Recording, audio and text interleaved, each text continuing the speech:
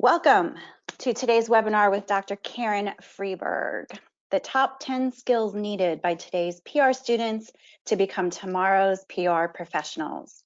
Our plan for today is just under 30 minutes for Karen's presentation, and we will have an additional 30 minutes set aside for Q&A and further discussion. We're happy to keep the discussion going when we're done here today via Twitter and other channels, and we will post Karen's direct email at the end.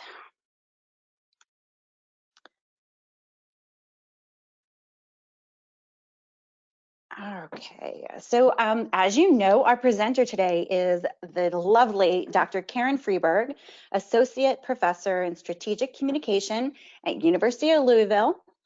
Karen has presented at several U.S. and international research conferences, professional and trade conferences, hosted industry workshops for the likes of the Dallas Mavericks and Signature Healthcare, and is a research consultant in social media and crisis communication for several organizations and agencies.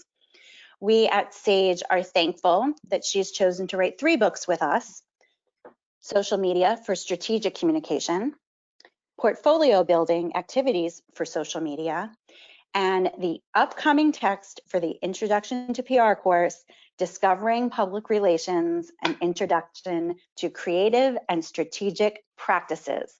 Phew. I'm Stacy Wittick, marketer of the communication list here at Sage Publishing. I'll be the moderator for today's events. I do want to let you know this webinar is being recorded and archived for future viewing. We'll send out a link to the recording and access to the slides in the coming weeks. Don't forget, if at any time you have problems with your audio or video, use the chat question box on the right-hand side of your screen, and one of our team members will get back to you. We do have someone monitoring Twitter, so feel free to use Twitter if you prefer. And at the end of Karen's presentation, we do have time for Q&A. Post your questions in the chat question box, and we'll make every effort to address those questions during our Q&A at the end. And with that, I turn it over to Dr. Karen Freberg. Thank you so much, Stacy. I am really honored to be here. And again, I'm really excited to be part of this webinar series with SAGE. And again, I'm just very grateful to be part of the SAGE family and really excited to be here. And so I really want to make sure that I thank all of our attendees today for taking a moment to really, come to our webinar and hear about what are some of the top skills that we can bring forward to our students in the upcoming semester, upcoming year. So I'm actually going to be sharing my screen. And so, all right. So thank you so much again, Stacy, for the kind introductions. So as Stacy mentioned, I have had a couple of books with SAGE, 2 of them, of course, for social media, but my upcoming public relations book will be coming out in August called Discovering Public Relations. And so I wanted to do something exclusive for our wonderful members here today for our webinar. So I have a very short video talking a little bit about discovering PR and really what is the overall essence of the book. So I will play this short video, and then we'll talk about the upcoming skills that are necessary for PR students to have in the marketplace.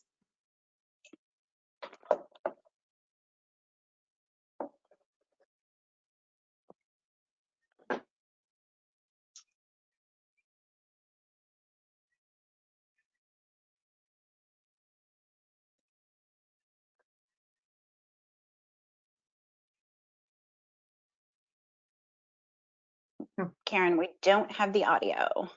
Oh, that is so weird. Okay. Technology works when it's best. So what I can do is there's a video, but we can share this along with the recap. So you'll be able to get the video, but for the sake of time. So basically this video will be embedded within social media and our website for SAGE for the book. And so I'm really excited that we were able to produce this video with the help of Silent Wolf Productions. So they are a local Louisville film production company here in Kentucky. And if you are interested to see their work, I have their website listed right over here. But they, again, we're very thrilled to be part of this collaboration. So I'll make sure that everyone gets access to this video after the recap for the webinar. So sorry for the technical difficulties. I know we were talking a little bit beforehand about coffee, so maybe the technology needed coffee. So kind of moving forward with the top 10 skills that public relations students need to have. So all of us as professors and educators have really been kind of thrown with a lot of challenges this year in 2020, from going online midway through the semester quarter to really embracing a lot of expectations that we are seeing within the industry. So these are elements that we have to keep in mind. And so this is actually something that, as a professor, as an educator myself, hearing concerns from students on what are the skills that they need to have to be marketable for jobs, for internships. And really, there are some new expectations that we have here kind of moving forward beyond not just 2020, but in the upcoming future. So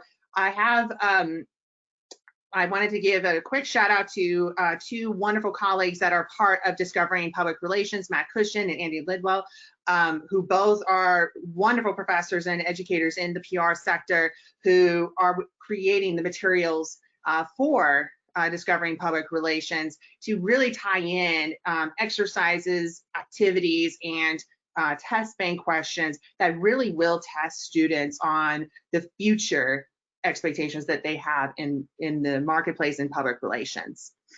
So one of the things too that I found too as professors, we're always kind of trying to keep up with the latest greatest technologies and tools and expectations. It feels, along with our students, we are getting asked to do more industry integrations within our classwork, keeping up to date with all of the social digital trends that are happening, and then making sure that our students are prepared for entering the workplace. So I know I've been very focused on bridging the gap between academia and industry. And so these are elements in which that I feel very passionate about, both as a professor, but also as an author. And so really kind of moving forward to the purpose of this webinar, it's about identifying what are the skills that are necessary for PR students to have as they enter the workplace. So the skills that I list here, some of them may be kind of like, yeah, Karen, this is absolutely what we try to cover. But what I've tried to do here is kind of see how can they be updated, and there may be some, skills that you might say, wow, okay, yeah, like we need to make sure that we are fostering a stronger connection with these skills in our work in the classroom. So what are these top skills? What are the skills that we as educators, as public relations professionals, need to have not only for ourselves, but especially for our students who are entering the workplace in the ever-changing and evolving field? So these are the 10 skills. So some of these you might say, well, yeah, these are core skills, Karen, in public relations, but they do have to have some integrating elements of new approaches to identify where the field is going in public relations. So I will go over each of these in detail, and then talk a little bit about how in Discovering PR, how those skill sets are addressed and applied within each of the individual chapters. So we'll start with strategic planning. So this is a big part of public relations. We all make creative plans, we make campaign proposals. This is nothing new for public relations. And so PR is basically a science and an art, and we have to be aware of the importance of understanding theories and research to help guide us in terms of what's happening for our client, what's happening for our organization, and then how to creatively execute these ideas and strategies and tactics. So these are still fundamental areas and skill sets that we need to have, but it's about looking at the bigger picture of public relations. So we have the rope race models that we've utilized in our campaigns, but how does this tie into perhaps other related disciplines, advertising, marketing, when we're looking at identifying the various channels we're going to be utilizing in our particular campaign? So the PEZO model by Janie Dietrich has been utilized consistently in public relations. And I'm really excited. One of our game changer features, there's going to be a featured leading expert in each of the chapters in Discovering PR. They're going to be interviewed, but Discovering PR is actually going to be the first book that has the updated model, the 2.0 version of the PESO model. So I'm really excited about that.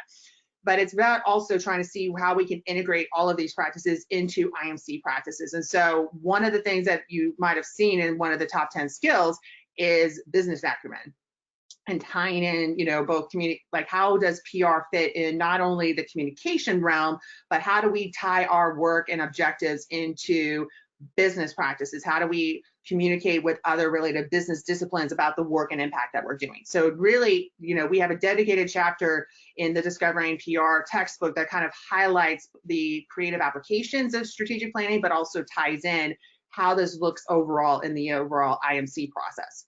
Now we go over from strategic planning to creative and content execution. So I think it's been interesting work, teaching social media. I've been able to see the different creative executions that are happening from other related disciplines like marketing and advertising, and really public relations has a lot of great creative aspects as well.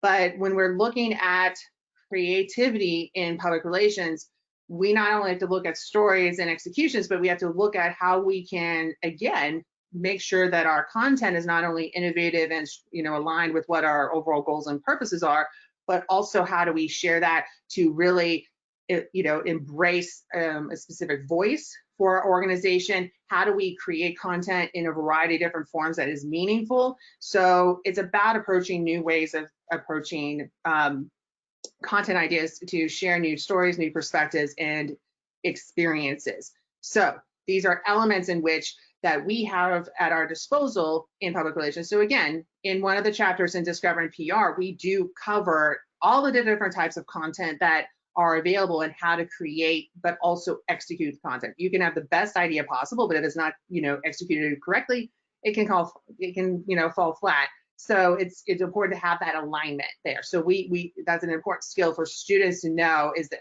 PR is, one aspect of what we do, but we have to think of, the larger picture of how this impacts all of the variety of different fields. So the next point is something that I'm very passionate about. And this was something when we were approaching the Discovering PR book project, I looked at what was available.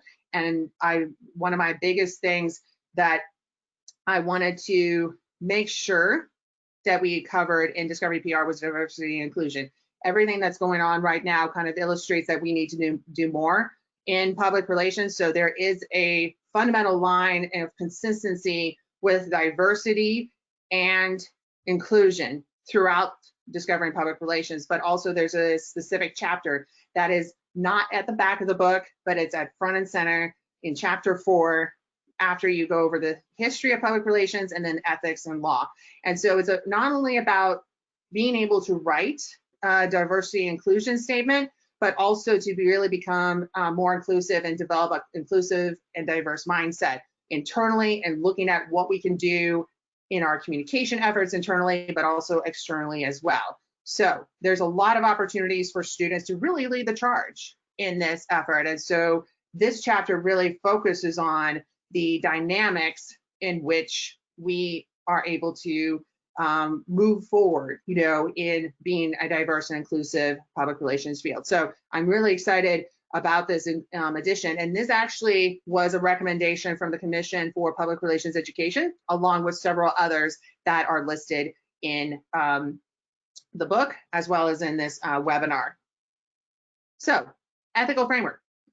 This is nothing new. Everyone says that we need more ethics, being incorporated in our coursework. We need more ethical classes, and I absolutely agree. So ethical practices are more important than ever. But what I bring forward to this is we are facing new ethical challenges. When you look at the types of circumstances in which public relations is, moving forward, there's a lot of ethical challenges that we may have not anticipated, from how to handle crisis situations to internal issues, what are some new things that social and digital brings to the table? And that's another thing that discovering public relations has at, the fundamental level, is everything it has a strong foundation in social digital. So we do have a lot of case studies, a lot of examples, kind of identifying what are the new issues that are facing public relations professionals moving forward. So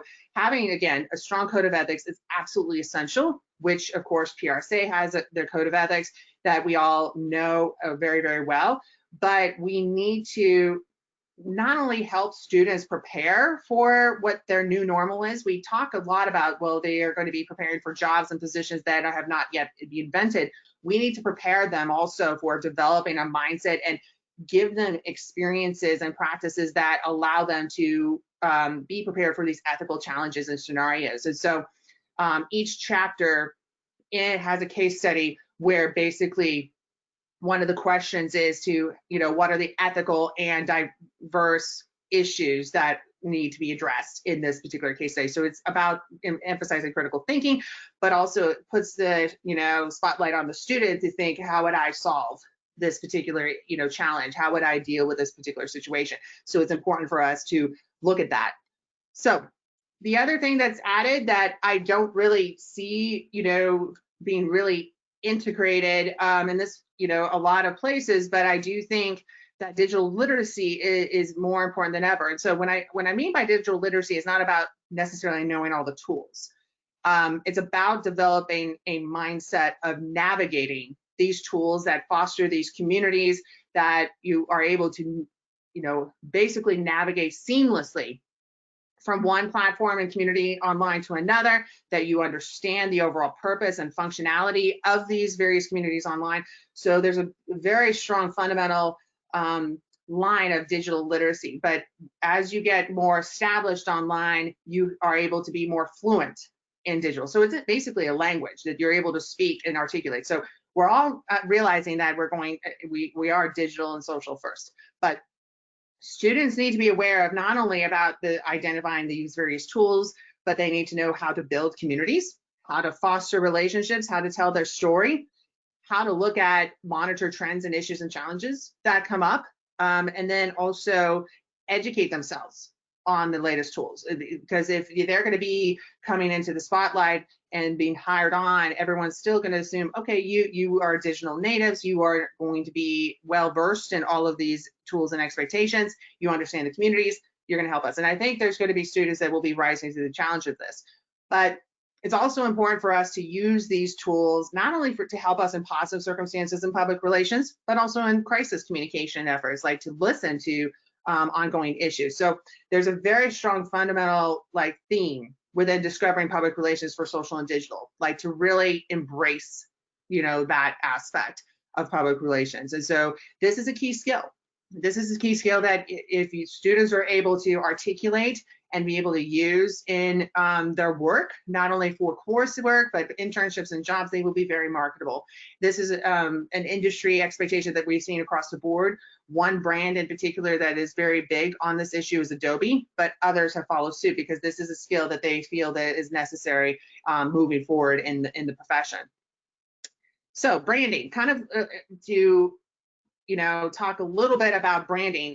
It's always interesting when I have marketing colleagues from the business school, when I talk about branding, they're like, that's our area, branding's in marketing business. Well, it's really for us also in public relations. And I mean, I don't think that business, really has ownership of branding, but when we talk about branding, it's not just professional branding, it's personal. So I'm a big believer and advocate for personal branding, but in this book, what's really great about discovering public relations is looking at how do you build a brand for a startup, a company, or organization, nonprofit, but then at the same time, these students are a brand themselves. How do you build their personal brand to stand out from all the other possible advocates and people out in the workplace? So each chapter actually has exercises that focus on two things. One is building your brand. So when you were, for example, looking at the ethics chapter,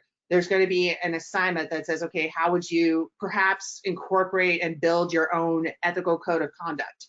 for your brand? What are your mission statements? What are values that you will hold yourself? And so each chapter has a branding question for students to be able to kind of think clearly. So by the end of the course, they're going to have basically 14, 15 different examples of ways in which they can brand themselves, just from the, the chapter readings. But it's about how that ties in overall. So, this is elements in which, is really exciting. And so I know Matt has been very, active. Matt Cushion, if you don't follow him, he's amazing. He's working on the assignments and ancillaries. So he's been also a big advocate in that. So along with a cover letter or resume, developing a personal brand, if we are able to start that early on in our intro to public relations course, the students are going to get such a head start, as they move forward, as they apply for internships and jobs. So the overall goal here is we want our students to succeed. And I'm really excited to have a dedicated chapter of branding here. So writing. So I'm going to be talking about two most common skills that I seem like I'm like a broken record, because I tell my students all the time, there are two essential skills that will never change, that are must needed, for public relations professionals. One is writing, the other is research. So let me go over writing first. So writing is a key skill. I've talked to industry professionals. I have clients coming into my class. I ask them, what are the skills that you're looking at? And so these are elements in which I think it's really important. So writing is, people need to write well. And so I feel it's important for us to really have a dedicated chapter on writing, to talk about not just only the traditional forms of writing, but having practices, practice assignments on how to write effectively, not from, the traditional press releases, fact sheets, brochures, which are all covered in Discovering Public Relations, but what are the new expectations for writing, or who are individuals that we need to follow who do really well in writing in the new norm? So those are elements too. So we talked a little bit about the difference between fast and slow media. So fast media is basically kind of where social media tweets, stuff, social media components fall into line.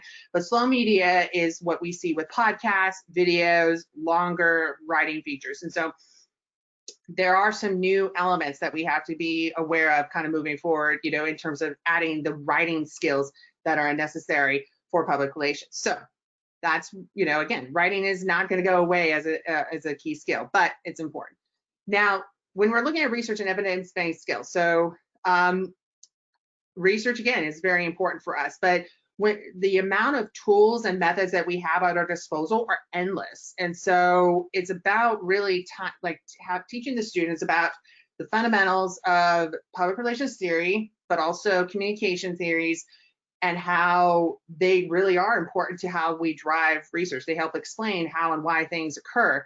But, it's also giving them an opportunity to look at the ways in which they can answer these questions in terms of traditional methods. So you have qualitative, quantitative methods, but I think it's also important to kind of explore and introduce new methods like network analysis, listening, monitoring on social media, big data, neuromarketing. So these are elements that we should be introducing to our students early on, because if they move forward in the curriculum, they don't want to be caught off guard when they get into research methods and someone's talking about social network analysis. They need to have an understanding like, oh, okay, these are methods that public relations professionals are utilizing for research. So it's important to be able to kind of understand the various tools that we have at our disposal, and which programs and abilities we have at our disposal to harness these skills to, again, market ourselves. So the more experience that we have in research and understanding the different software programs, the coding, the analytics side of things, the more successful students are going to be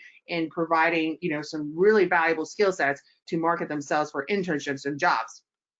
So we talked a little bit about business acumen. So the diversity inclusion skill set that I mentioned, but then also business acumen are two clear recommendations from the Commission for Public Relations Education report that happened a couple of years ago.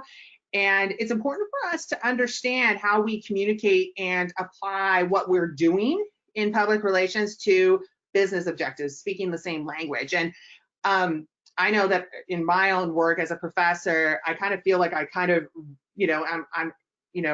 on the lines where my background and my primary areas have been in public relations, but in my PhD, my cognate area was marketing. And so it's interesting for me to kind of see both sides of the world, but it is important for us to be able to tie in what we're doing into the business objectives, but also understand on the business side, what are the metrics? What are the key definitions and concepts we need to be aware of?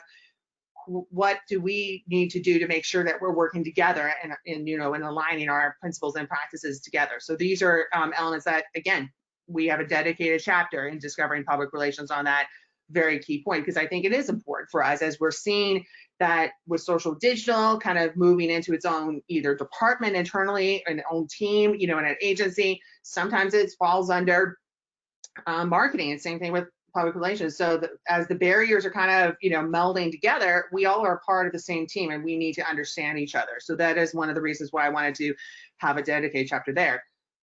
So I have a couple of more slides here just to finish up quickly, with the two last skill sets that are needed. So relationship and network building. Public relations is all about relationships. So we talk a little bit about the importance of understanding our audiences, but it goes more into detail about which audiences we're looking at. So it really kind of focuses on not only how do we understand the audiences based on certain characteristics, demographics, psychographics, but network behavior, who people follow, what are their initial behaviors, age cohorts, but then talking about these new audiences and who we deal with. So this chapter actually goes forward and talks not only about influencers, but the different types of influencers, because not all influencers are created equally. So when you think of Kylie Jenner, she's one type of influencer, but then you might look and say, wow, Amy Landina, who focuses specifically on vlogging, she's another type of influencer. So there's actually typology that's available for us. And the more we understand our audience in that realm, especially for influencers, the more effective we're going to be. So we also talk about creators, ambassadors, memers, kid influencers. So there's a wide range of group of audiences that are being targeted and incorporated into public relations campaigns, that they have different expectations than other audiences. They have different, requirements other than reaching out to the media. So it's best to understand them. How do we network and how do we build those relationships moving forward in public relations? So these are elements for us to consider. So the last skill, crisis communication. Again, nothing new for public relations, but I feel one of the things that we're going to be seeing kind of moving forward is, like social media has been always encouraged to be a skill and something that needs to be incorporated in all training practices for all organizations. I think crisis communications is going to be there. 2020 has been an eventful year.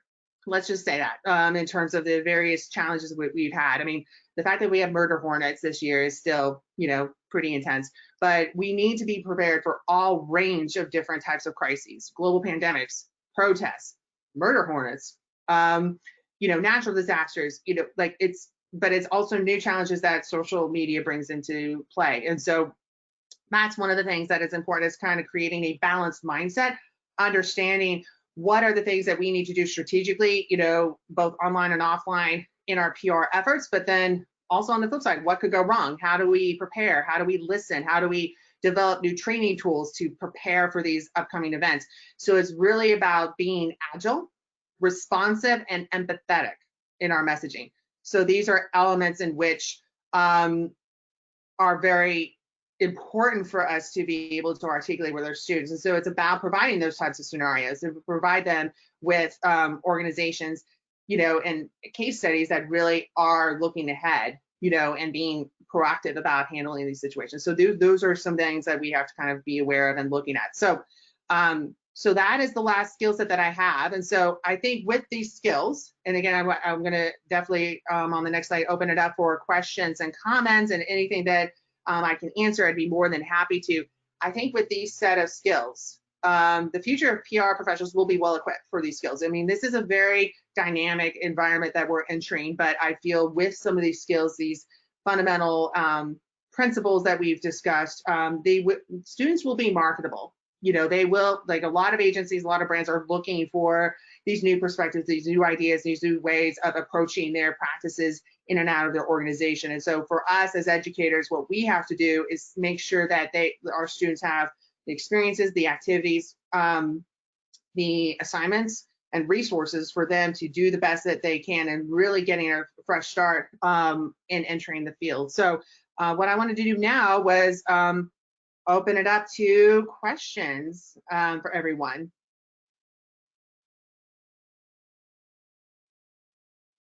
Thank you, Karen. That was great. Every time I interact with you, I learn something new. Thank you so much. Want to just encourage everyone to continue to use the chat box, the chat question box on the right side of your screen. And we do have a few questions that came Awesome. in already, so I will start with those. Okay. And let's see. So the first one actually is for me. When in August will the text be ready to go? We're starting classes in mid-August. Discovering PR is on schedule to be in the Sage warehouse on August the 4th. And there's various ways that you can get in touch with me and Karen, and we will find you, but we will make sure you have everything you need for the start of classes. Absolutely. And just to reassure you too, one of the things that I want to make sure everyone here on the webinar knows that I am absolutely here to help in any way I can. I want to be as accessible as possible. So if there are questions that you have in preparing, there is, of course, on the Sage website, you get to see the table of contents. So there are 15 chapters. But if you have questions along the way as you're preparing for the fall, you're like, okay, Karen, what are you going to be doing? Like, what are the resources available for this chapter? We can schedule a Zoom call. Just, as Stacey mentioned, you guys will have many ways to get in contact with me, and that's what I'm here for. So we can set up a time and I can kind of walk through and how we can kind of, help you develop and set up a great class for the fall. So I just wanted to throw that out there as an option. So I'm here to help in any way I can for the fall. That's great. Thank you. And the book will be available in print and also in digital. And although we don't have a set date for the digital, it usually comes about 7 days before the actual print. So let's see. The second question was examples of new crisis communication tools. Can you expand on that? Yes, I'm really glad that we brought up. So one of the things that I've always wanted to do is highlight new tools in my book. So actually, one of my favorite tools for crisis communications has actually been TalkWalker. And TalkWalker has been in a very unique situation that they're very accessible to students. And so they actually do have a listening tool and platform that is available for like to listen for crisis situations. And so we actually have an expert that is interviewed in the book for TalkWalker. And they've been actually, I think, in development of a certification. And so that is something that I think would be really, really, good to take a look at. But yeah, so there are some specific tools available for crisis communications. Fantastic. And then I kind of have them all over the place, so bear with me. Okay. The next question was, how do these marketable skills relate to the recommendations for commission for PR, APR exam, certification for PR, etc.? So I'm really glad that question was asked, because I did look at all of the, I looked at the APR exam, CPRE, the certification for public relations. I looked at all of those requirements, and I tried to make sure that I address each of those components and each of the individual chapters, to make sure that it all kind of checked the boxes. So I was lucky in the fact that I was actually able to be part of the CPRE report, this past report in 2018. I was actually on the technology chapter. So I was able to see the recommendations that were being placed and incorporated. And so when I was writing this book, if in each chapter, I do make a note saying APR exam. And so it basically ties into the sections that are listed in the APR exam for the study guide that show, yes, these areas are covered. And so what you'll find, we actually have a couple of documents that kind of illustrate where in each of the individual chapters make requirements in the certification and the APR exam. So there's going to be certain chapters that fill a lot of those expectations and requirements, but then there's others that, have one or two required. So I really try to keep that in mind to make sure that this book really kind of addresses all of the points that are being encouraged to make sure that our students are prepared and ready to go in the PR field. Fantastic. All right, one or two have more just have popped in. Mm-hmm. And let's see. Can you provide more insight into the diversity and inclusion chapter? What will students learn beyond how to write policies? What exercises are there? That's a great question. Actually, the diversity chapter, if you go to the SAGE website for the book, it's actually one of the sample chapters. So you'll be able to see what is covered in the diversity and inclusion chapter. So it is important. Yeah, it's about looking at not only the updated, statements, but, I also encourage students to create a style guide. There is a resource that is highlighted in the chapter about how to create a diversity style guide. So you can incorporate that in your writing, your practices, and even in your PR plan as perhaps an inclusive strategy. So those are some of the other touch points that the diversity inclusion chapter does highlight. But the overall goal for the chapter is definitely one, bringing awareness of this important topic, in public relations, but also giving the students an opportunity in different formats. So there's a build your own brand exercise for the diversity inclusion. And also there is a portfolio building activity. That's another feature that is incorporated in all the chapters for discovering PR that will give students experiences. So there'll be thought questions, there'll be exercises. Matt's also creating some exercises and activity and case studies to tie in there. So there's going to be, like, depending on what type of course you are teaching, that like in terms of a big lecture course or online, there's going to be a range and groupings of exercises and activity you can choose from to test the students for this chapter.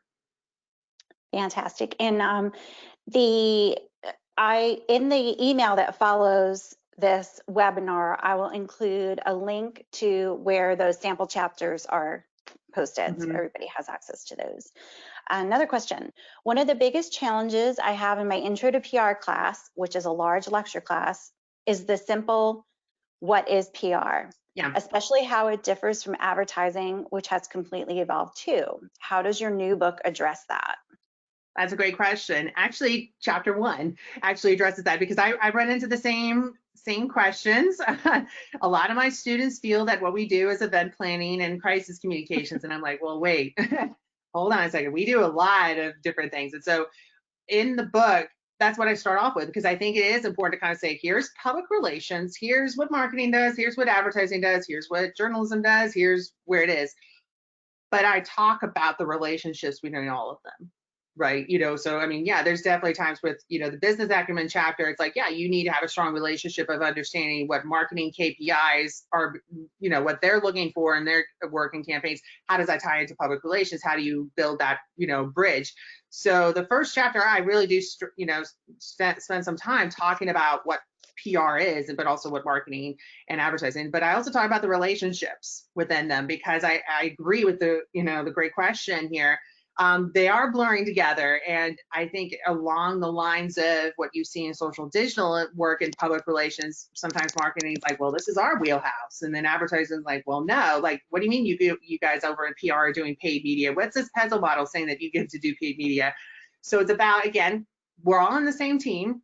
Sometimes we have to communicate that with our team members in advertising and marketing, but it's about understanding the relationships. But I think moving forward, in this chapter, and then the rest of the book, it is about those relationships, not only with the key concepts, kind of where the field is going, but also the relationships that we're kind of defining with these other disciplines before.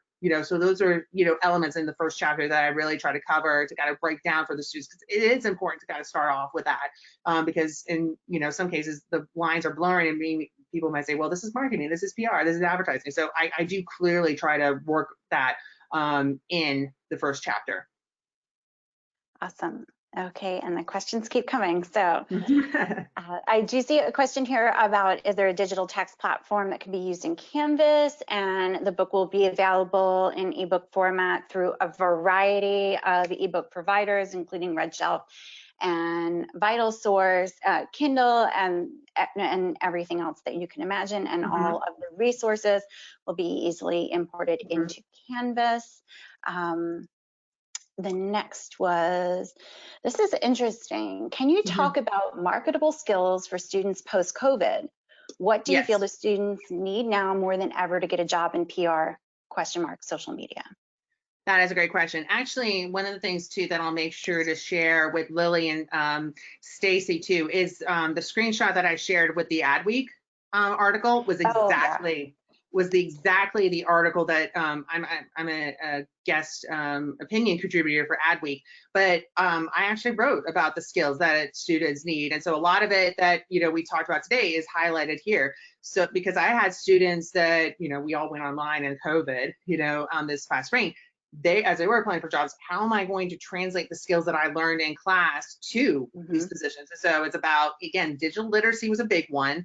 Certifications is another. Yeah. So there is the PR Council certification that is available, but MuckRack also has a new certification that they're launching in social media that has a very strong emphasis in PR to check out. So we have a couple of those examples listed here. But yeah, COVID, yeah, definitely has set forth new expectations. I think remote work, remote teamwork, client work, video conferencing, the digital presentations, utilizing various tools like Prezi Video. So that particular article, I'll make sure to have that shared out. Kind of lists those skills, but a lot of it is kind of again tied back to what I've talked about in Discovering PR. So, but that's a great question, and that's like something that all of us are kind of also asking, or what are the skills that our students need post-COVID in addressing the new expectations and challenges. Yeah, that's a great question. Next question. What are some of the new mixed methods research studies in PR? That's a great question. So, so one of the things that I did in the research chapter is, of course, highlight the traditional methods, with qualitative research methods, but then I did spend some time in network analysis, like kind of looking at NodeXL and a few others, because I think that is where a lot of students are going. So you might do, let's say maybe, hey, we're going to do focus groups to kind of explore what this particular audience is looking at, but then we look at Twitter by doing some big data analysis, and they might say, well, there's something, unique about the community aspect. So we're seeing a lot more mixed method approaches definitely on the rise. And so, but then you might also say, well, we are going to be doing a survey, but we might want to test our messaging through neuromarketing. So there's a lot of collaborations between neuroscientists and public relations communication professionals, which having a conversation with my mom, who I call the original Dr. Freberg, she's a professor in neuroscience, and so we've had a lot of conversations over the years on this. So there, you're seeing that the methods, the research approaches that are happening, the new methods are becoming transdisciplinary. So a lot of collaborations are happening from PR with other related disciplines like the sciences and psychology and neuroscience, to name a few. So that is definitely a trend that we're seeing how the field is moving forward. Great. The next question is starts off with Karen Freberg is amazing, which we love. Thank you. Thank you. Her guidance is so helpful. Agreed. My question for her is, how does she recommend we balance showing new students a vision of the career they could pursue with the skills they'll actually need? That's a really great question. And so one of the other things that I would break it up into threes, like kind of show the career that they would want to see, but then talk about the skills. And so that's one of and then also invite, clients or invite guest speakers. And so one of the things that I would encourage everyone to look at in the book, each chapter has what we call a game changer feature. So these are individuals who are essentially changing the game in PR. All of them would love to speak to students. And one of the things that I have done is I made sure to include their Twitter handles or their websites. So if you look at them on LinkedIn, definitely, they said, hey, we would love to talk to students. We would love, and I think that would be important too, to connect the skills that you're talking about in class with a person that is in that skill set. So I know there actually was a question that I saw about graphic design. So we have a specializations chapter, and I actually have someone in the graphic designs videography, game changer feature. He's done everything from like Nike to Michigan to, some of the best NBA players. So I think it's important to provide a human side to the dream job, because if you say, oh, here's a dream job working for this big company, but if you don't, if students are not able to see that this is like real, this is a real person, then they might not see the connection. So again, all of these, guests have said, sign me up for guest lectures. And so we do have a Facebook group for the discussion, Discovering PR. So one of the things that I'm going to be doing is inviting these individuals to do live sessions where I will send an invite to everyone that is doing, they're having the book in class, so that students come on by and actually talk to these individuals, because I feel like tying in, again, that human aspect of, the dream job is important, because I find as a professor, having, introducing someone from the industry who is in that position to the students, it makes it very relatable and very impactful. So I think that is something that we can all definitely do. But yeah, and I'd be happy to, if anyone is interested, to explore, those connections, I'd be happy to do so. And before I forget too, I know that there's a question about the differences between marketing, PR, and advertising. Chapter 1, as I mentioned, about those differences, that's also in the SAGE, page for the preview site. Sure. Yes. Mm-hmm. Yes. Yeah, and I'm going to try to include all of these great ways of reaching us in the one follow-up. There's quite a few questions, so we're going to keep going and Okay. just I love questions. rapid fire. Here we go. All right. It was one that says, when will review copies be available? 3 chapters are now posted on what we're calling a landing page, and I will make sure that everybody gets that address. We have the Facebook group where there was constant discussion going on, and then the actual book, physical book, will publish and start to ship on August the 4th. Okay, it looks like I missed one about public affairs. Where did that go? Yes. Did you see that too? I did, yes. No, I'm really glad. So yes, it is covered in the specializations chapters. So I think that's one of the reasons why I wanted to have a specializations chapter, is to give students an idea that public relations does not mean you just go to a company or an agency. So there's a wide range of opportunities. And I wanted to also make sure to kind of bring forward new specializations. So kind of like you could be an entrepreneur with your own graphic design business.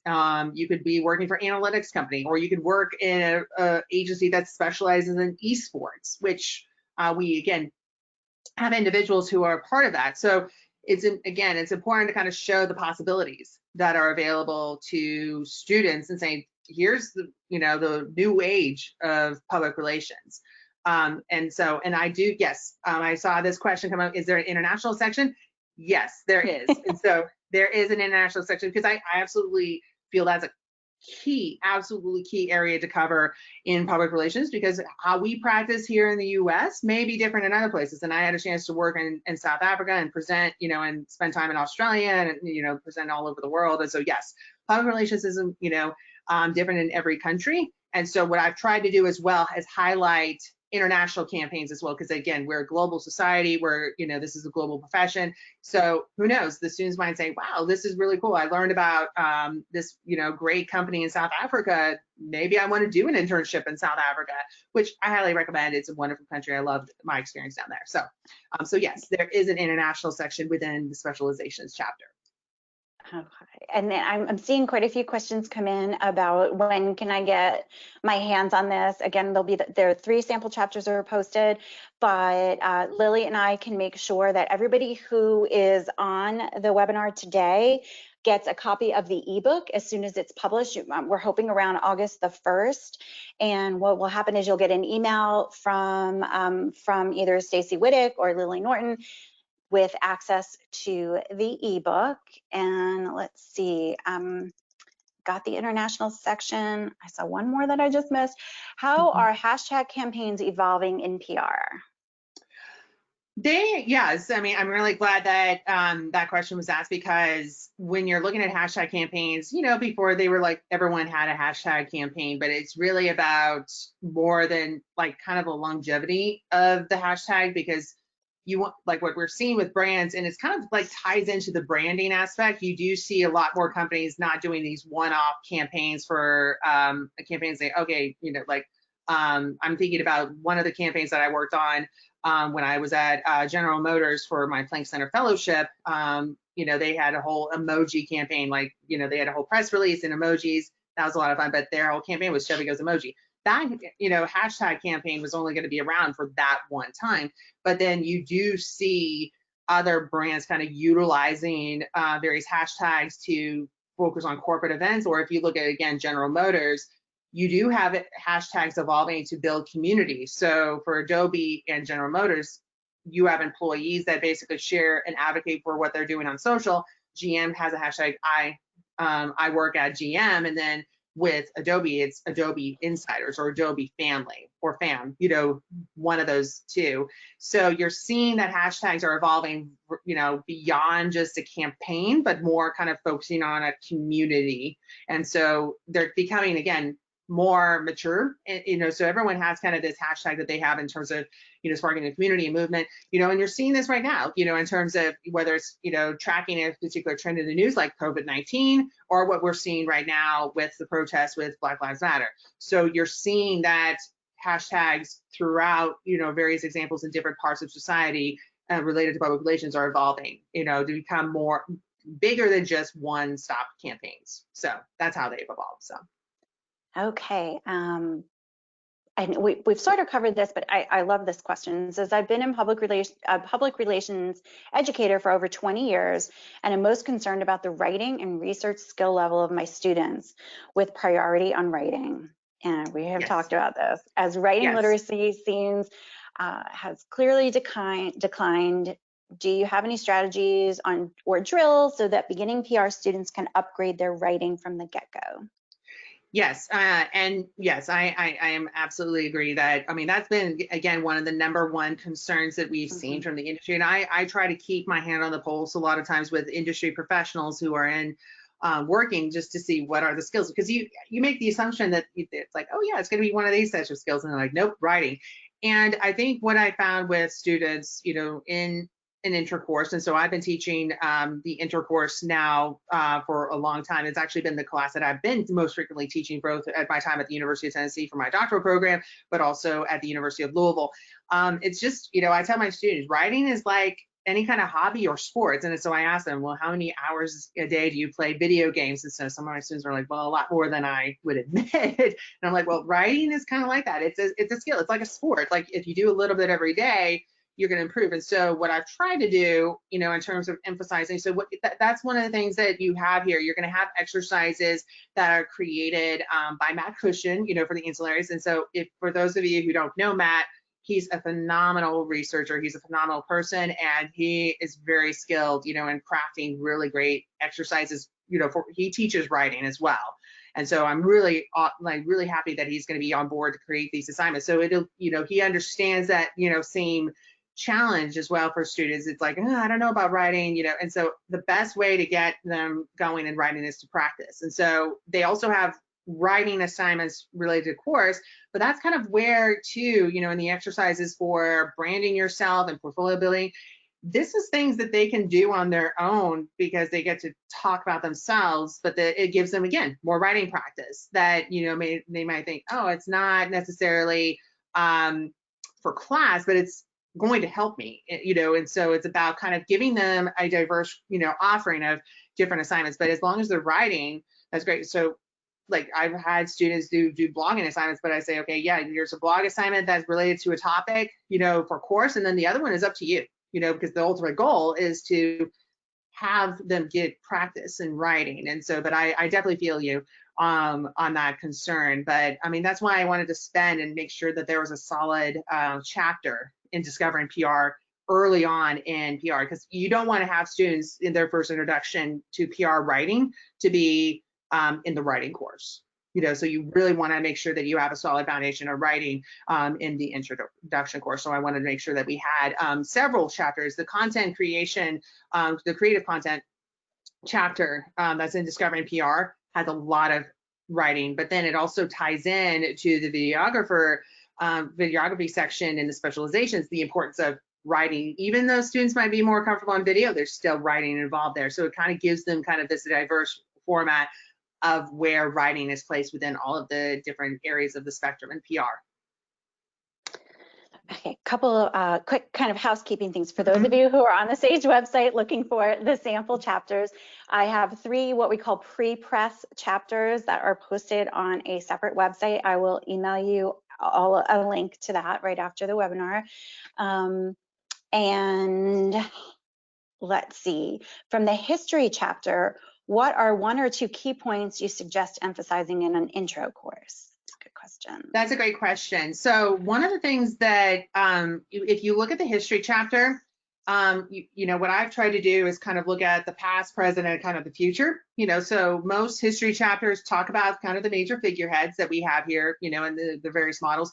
But I think it's also important for students to look at history in the making, like right now, like who are the individuals as of 2020 and beyond, who are basically changing the field, who will be individuals that we will be citing in perhaps future editions of this book. And so I think it's important for students to see the connection of history, you know, not just saying, okay, history is in the past, it distracts from the now. I'm quoting Ed and Mode from The Incredibles. I love that movie. Total side note.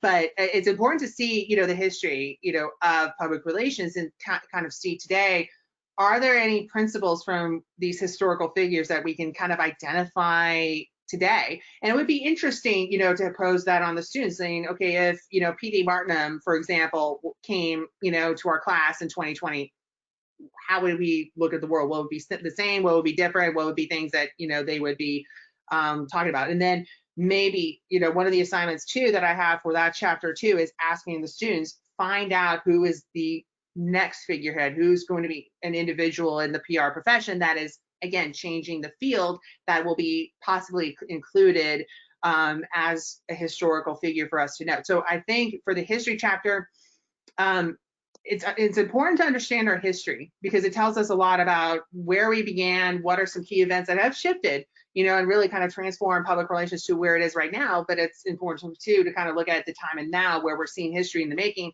see, okay, 10 years down the line, 20 or 50, like who are the individuals that we're going to be seeing right now?